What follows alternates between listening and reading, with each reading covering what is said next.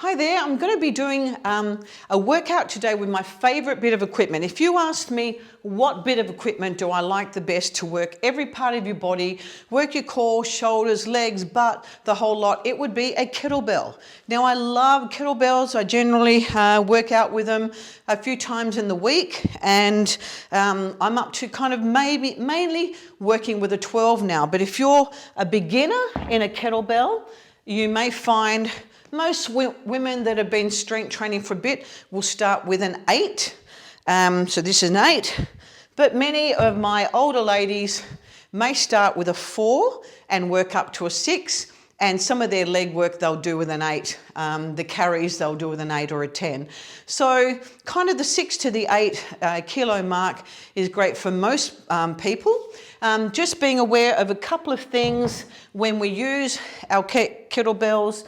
And we're doing some bicep curls with these, making sure that you don't bend those wrists. So just don't bend those wrists. Those wrists want to be straight the whole time. So you don't want them bending. We want to get strength into there without them doing some bends back and forth. When we have a lean forward in a deadlift today, I want you to think about, as we head into those, as having this stick down our back, and as we lean forward, whether it's one leg forward or both legs forward, we're going to maintain this straight back. So I don't want you then to let that weight round you out, because it's going to hurt your lower back. So however you stand up here, if you already have a hunch in the back of your back and you've got a bit of a space between your head and that, it'll stay the same way down here, but you still want to maintain that nice straight back, so we're not going to round it out. For some of you with balance today, you may want to hold on to the chair while we do some leg work, or you can hold on to the wall. So just whatever you feel that you can do. And some of you will decide to use a more narrow handle. So some of the competitive kettlebells here will be really thick handles and some will be thin handles. And so you pick your sort of style of kettlebell to suit your grip. I know that a number of my clients with rheumatoid arthritis prefer the narrow grip, much easier to hold, and the wider grip doesn't really suit them. So going for that narrow grip type of kettlebell if you prefer. We're going to go for 40 seconds today and 10 seconds off. We won't be repeating any of this, so if you wanted to at the end you could, but we're going to plow on into it, making sure our form's good. We're standing up tall, and we're going to start with a 1 kettlebell hold. So let's get into it. Great, so I've got my kettlebell on the side, and I'm going to aim to walk along. I'm standing nice and tall. I'm trying not to counterbalance that. You can walk back if you want to. If you don't have room to really move much, just take a couple of steps forward, a couple of steps back. But you're trying to just stand nice and tall, allowing yourself to not be too unstable. If you need the wall while you walk along, then just have the wall. You may even opt to do that walk backwards if you've got the wall beside you, because it's great to move in more than one direction than just forward. So that's well done. Standing nice and tall. We're going to change it to the other arm and standing up nice and tall again. You don't want to be stooped over when you start this, looking straight ahead, standing tall, and as we walk along, you can have that wall there if you did want to. Or you can turn around and go front ways and swap your arms around again. But for the purposes of this today, just holding in one hand, I'm just going to be walking back. But you can walk forward and walk back, just standing nice and tall. If you've got a long hallway, keep walking up the hallway and walk backwards. The core has to work quite a bit with this. It's upper body work as well, because we've got to stay nice and stable. So the core is working the whole time to make sure that we're not kind of leaning over to one side or leaning over the other side if my weight's in that hand. So just trying to hold our body upright. We're going to go into a squat now. So I can hold this at the base and I can take my hips down nice and low if I can with that chest up. But if that's a bit much, you can come over your chair, just tap your back of your thighs down and standing up again. You can sit all the way back if you prefer, coming forward, pushing the ground away from your heels, standing up nice and tall when you get there, and really squeezing those butt cheeks. Those butt cheeks want to be worked whenever we can. But if you cannot do it on the chair, then fine. Freestanding, as though we're in a campground, we're on a hike, and we need to just squat down for a moment and do our little wee. Great. Good, I'm turning around my chair so I've got the back of that chair. You can do this with a weight or without. I'm showing you without a weight first. Hands on the chair. We're simply going to come forward, our hips hinge backwards, slight bend in those knees, and we come up again. So every time we come up, we're going to squeeze those butt cheeks. Now, if you want to have that weight, you can come down here and bring it up and squeeze.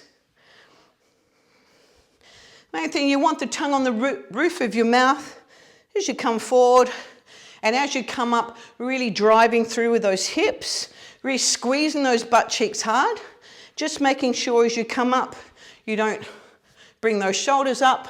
And as we come down, think about a little plum under each armpit. We're trying to keep these armpits close to us so they don't hang way out here. The next one we're going to be doing is a wide squat.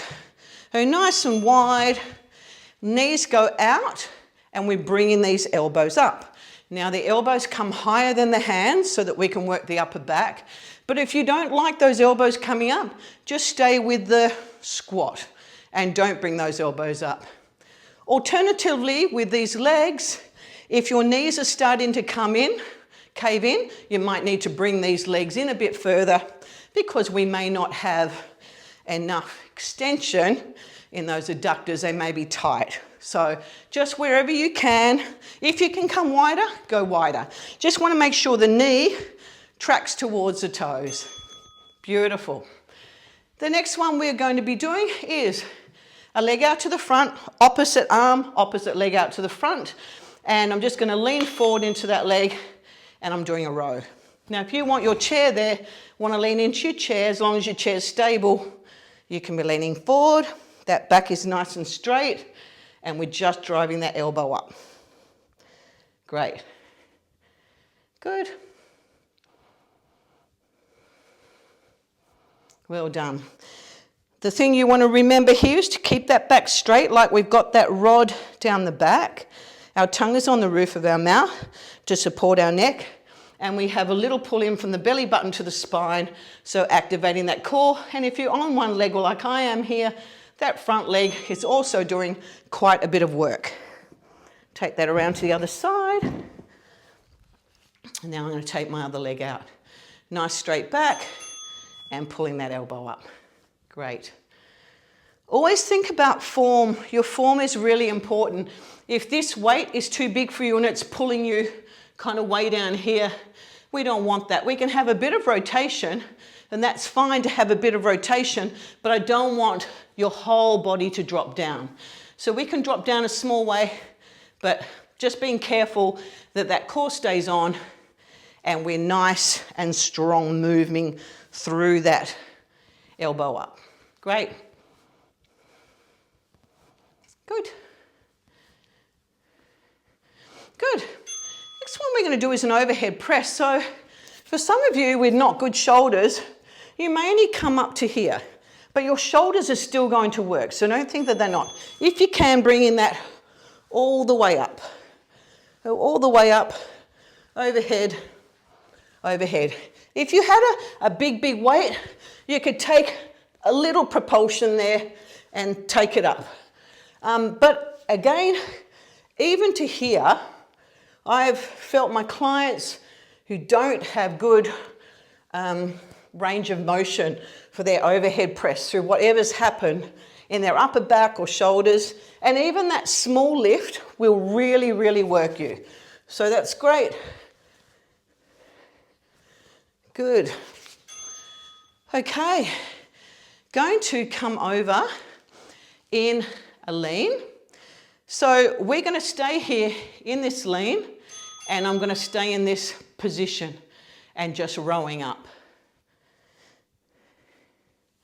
Good, you can have that chair there again if you did want to, and pulling up from there.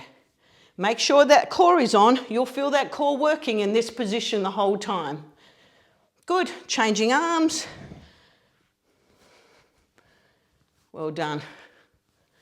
Good. I can feel those abdominals are working, my deep core muscles working, and also my shoulder and upper back.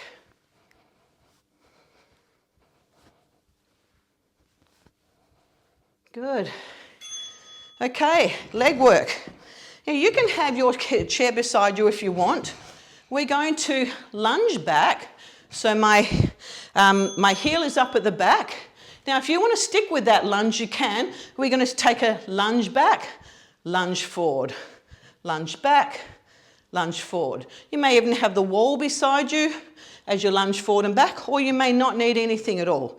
The main thing here, we're thinking those knees need to track the same way. So you don't want kind of this back knee or front knee to cave in. So if you see that happening, put down the weight and really focus on tracking the same way towards your toes. You may need to put the weight down, hold on to something. It could be the fact you're unstable, and that instability is causing everything to push around. I'm going to go the other side. Whew. Lovely. So coming forward and coming back. And again, just trying to, you can even look down at those knees and see how you're going, or you can get someone to film you, someone to video you and see how you're going with those knees. You're tracking right. Good. You can even come slightly more out to the side if you're more unstable, but making sure that foot at the back does not come out to the side. So both toes facing the same way. And as we come forward, that back heel's up. As we come back, that back heel's up. But you may not like the forward and back. Just stay one way and that's fine. Just going to use our chair again for the next one for a one-legged deadlift. So we're going to aim to come forward. This front knee has a slight bend, and then we're coming back up again.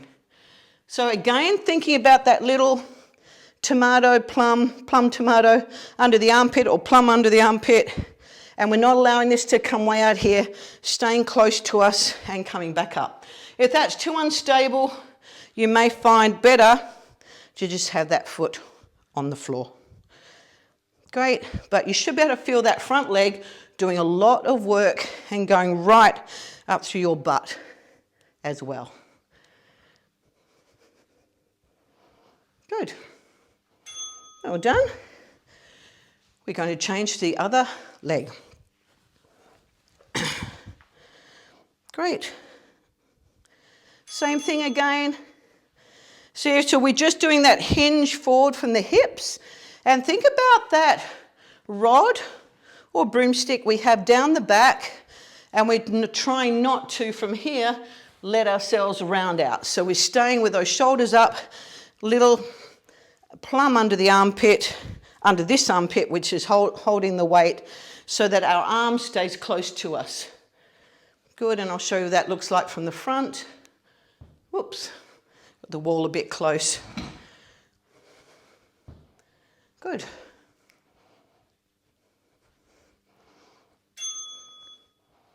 Well done. Okay, we're going to take this from hip to hip. So we're just going to keep our legs still, and this is just a bit of a rotation from side to side. Great. Whew. Well done.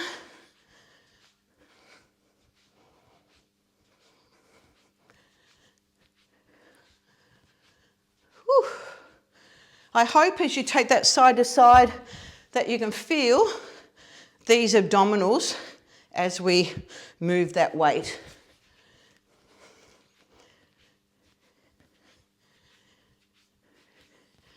Great, I'm going to turn my kettlebell so it's upwards and holding onto the base. I'm going to take my elbows in by my side, my core is on, and I'm just going to lift this and a press. Now, if you just want to do the bicep curl, you can. So depending on how you feel, otherwise, going to take a press as we bring it up.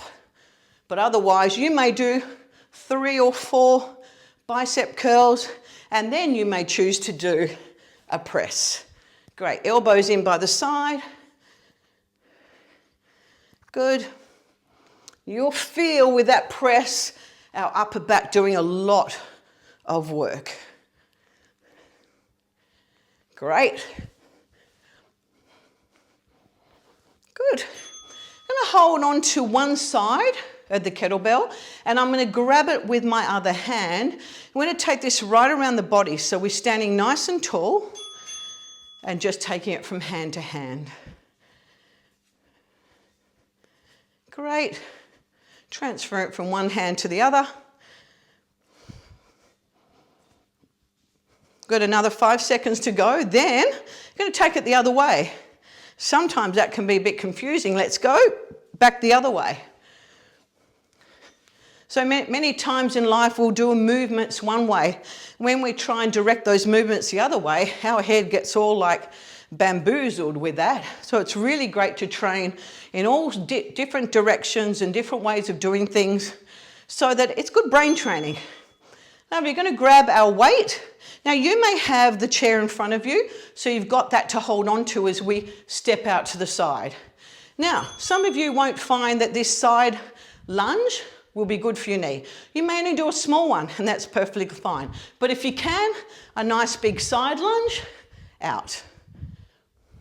Great. And making sure this back is always staying nice and straight. Good. And never working through pain. So if your knee does not like this, just adapt it and work within the realms of what you can do, with the view that further along the track you can be doing the full movements, but just allowing yourself to get there. Lovely. We will do the other side. Whew.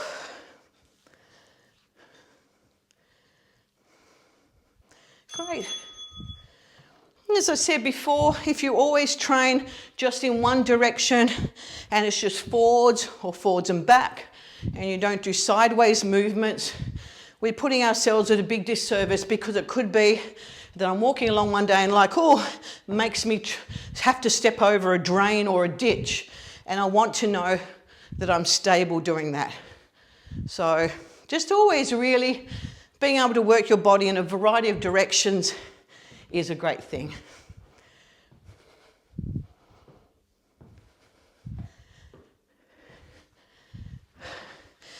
Well done. We are finished that little workout.